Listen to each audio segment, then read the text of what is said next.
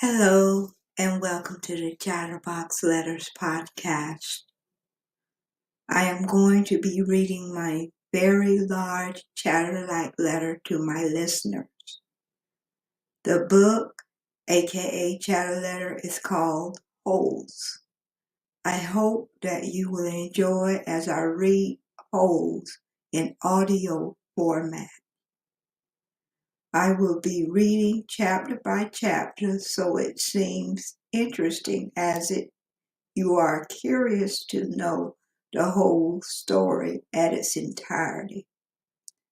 Introducing Holes by Louis Sachar. I will be reading chapter 27. Let me go ahead and get chapter 27 ready. All right.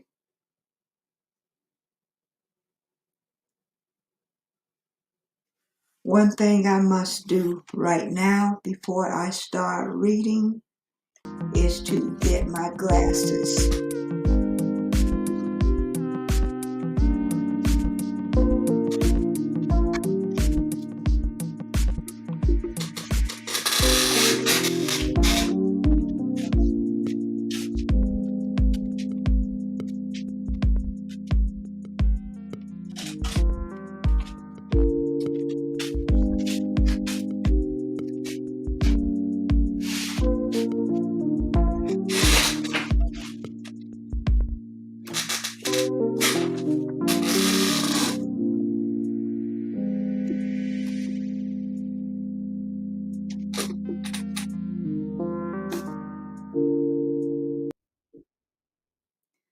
I'm sorry for the interruption.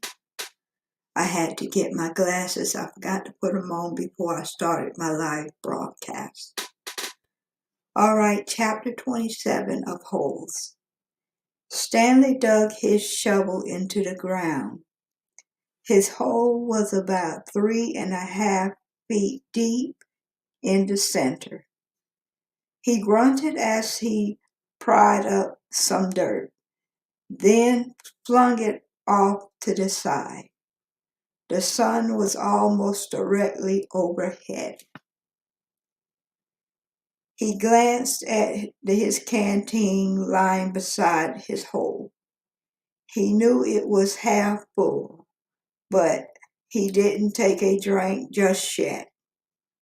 He had to drink sparkly because he didn't know who would be driving the water truck next time it came. 3 days had passed since the warden had scratched Mr. Sir. Every time Mr. Sir delivered water, he poured Stanley straight onto the ground. Fortunately, Mr. Podensky delivered the water more often than Mr. Sir. Mr. Podensky was obviously aware of what Mr. Sir was doing, because he was always gave Stanley a little extra. He filled Stanley's canteen, then Stanley take a long drink, then top it off for him. It helped too. That Zero was digging some of Stanley's hole for him. Although, as Stanley had expected, the other boys didn't like to see Stanley getting or sitting around while they were working. They'd say they like, "Who died and made you king?" Or, "It must be nice to have your own personal slave." When he tried pointing out he was the one who took the blame for the sunflower seeds, the other boys said it was his fault because he was the one who spilled them. "I risked my life for those seeds," Magnet had said, "and all I got was a little lousy handful. Stanley also had tried to explain that he needed to save his energy so that he can teach Zero how to read. But the other boys just mocked him. Same old story, ain't it, Armpit? X-Ray had said. The white boy sits around while the black boy does all the work. Ain't that right, caveman? No, that's not right, Stanley replied. No, it ain't, X-Ray agreed. It ain't right at all. Stanley dug out another shovel full of dirt. He knew X-Ray wouldn't have been talking like that if it was the one teaching Zero how to read. Then X-Ray, would be talking about how important it was that he got the rest right so that he could be a better teacher, right? And that was true. He did need to save his strength so he could be a better teacher. Although Zero was a quick learner, sometimes, in fact, Stanley hoped that the warden was watching them. With her secret cameras and microphones, she'd know that Zero wasn't as stupid as everyone thought.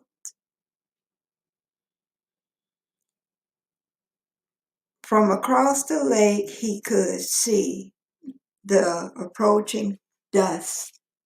Next page. Cloud, he took a drink from his canteen. He waited to see who was driving the truck. The swelling on Mr. Sir's face had gone down, but it was still a little puffy. There had been 3 scratches marked down his cheek. 2 of the marks had faded, but the middle scratch must have been the deepest, because it still remained. It was tagged a jagged purple line running from below his eye to his mouth, like a tattoo or a seat. Stanley waited in line, then handed his canteen.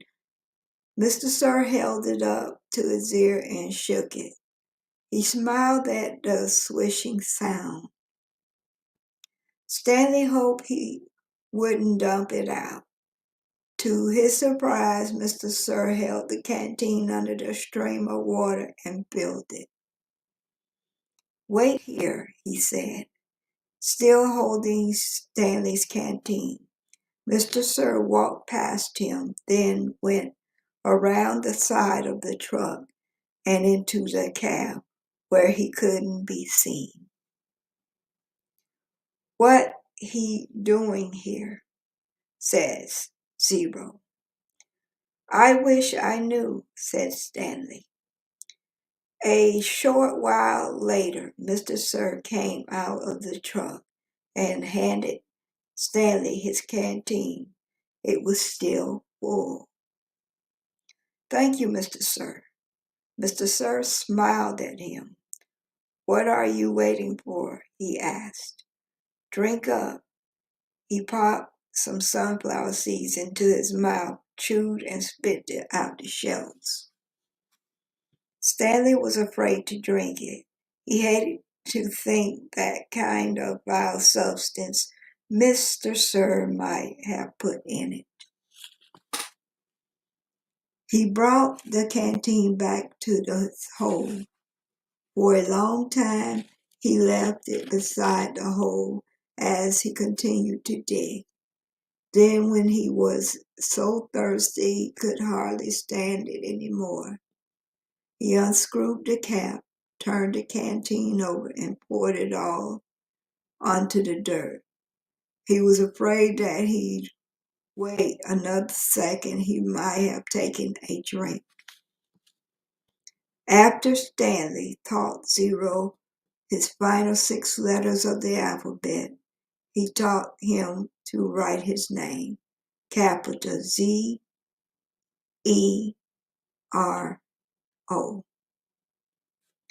Zero wrote the letters as Stanley said them. Zero, he said, looking at his piece of paper. His smile was too big for his face. Stanley watched him write it over and over.